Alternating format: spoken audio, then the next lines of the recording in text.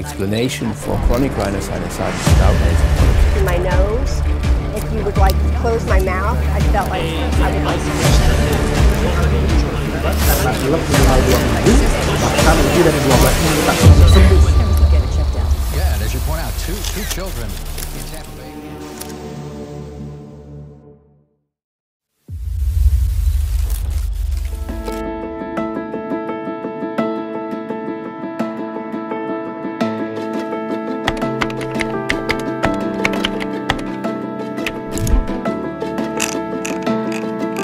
Pada tahun 2018, sekitar 28,9 juta orang dewasa atau sekitar 11,6% didiagnosis menderita sinusitis. Menurut National Ambulatory Medical Care Survey atau NAMCS, sekitar 14% orang dewasa melaporkan mengalami episode rhinosinusitis setiap tahunnya. Nah, sebanyak 14% penduduk di dunia itu yang menderita sinusitis, di mana perempuan itu lebih banyak dibanding dengan laki-laki. Nah, dan juga bisa terjadi pada rentang usia 20 sampai dengan 29 tahun dan juga pada 50 sampai dengan 59 tahun. Lalu, apa itu sinusitis? Untuk sinusitis atau rhinosinusitis secara definisi kita mengacu pada EPOS 2020 ya, itu adalah keradangan di mukosa hidung ya, keradangan di hidung dan sinus paranasal yang ditandai dengan gejala 2 atau lebih, yang salah satunya adalah hidungnya buntu, kemudian pilek. Pilek di sini pilek bisa lendir yang keluar ke depan maupun lendir yang mengalir ke belakang. Ke belakang maksudnya ke arah tenggorok ya. Kemudian bisa juga disertai dengan nyeri di daerah wajah, bisa di daerah sekitar pipi maupun di daerah dahi ya. Kemudian disertai juga dengan gangguan penciuman seperti itu. Nah, apakah sinusitis itu berbahaya? Tidak. Jadi sinusitis itu sendiri bukan termasuk penyakit yang berbahaya, tetapi gejala yang ditimbulkan dapat mengganggu produktivitas keseharian pada manusia. Sinusitis sendiri dapat menjadi kronis jika telat dideteksi dan memerlukan biaya yang lebih tinggi untuk pengobatan dan mampu mempengaruhi produktivitas dan kualitas hidup.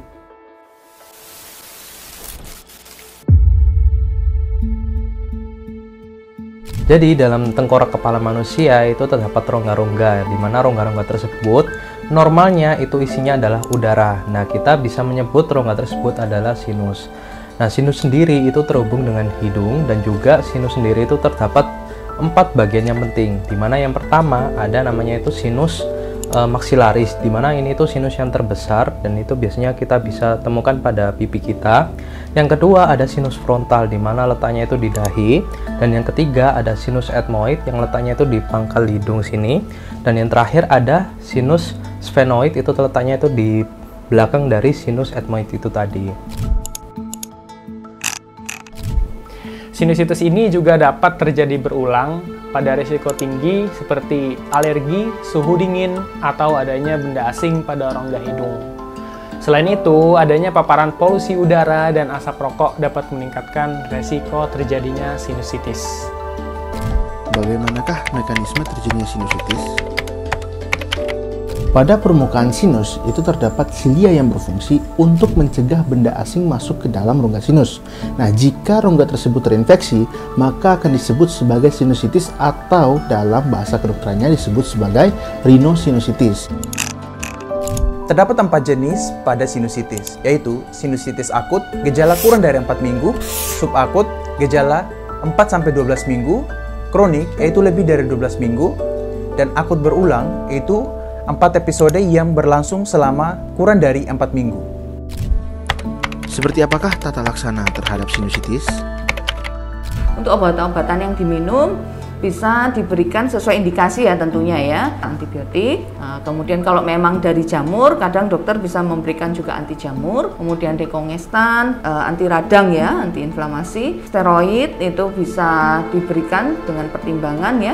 Kemudian untuk semprot hidung, terkadang bisa diberikan atau obat pelega hidung atau bisa semprot yang mengandung steroid juga. Sedangkan untuk yang operasi sesuai indikasi ya tentunya ya, ada operasi yang paling ringan dengan irigasi, atau juga bisa dengan yang bedah sinus endoskopi.